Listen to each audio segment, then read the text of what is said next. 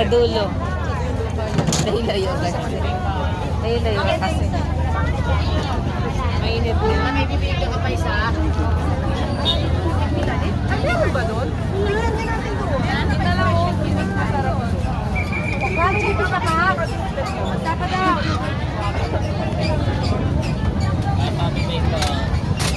Edit mo na. Sa bibingka? Oo. Traditional bibingka. Yan yung traditional na bibingka. Kasi mas masarap kung may buko sa loob. Walang buko sa loob. Puro ano lang, itlog na maalat. Masarap may ano, may nyog. Tawag doon yung bingi. Yung bingi daw. Kainin.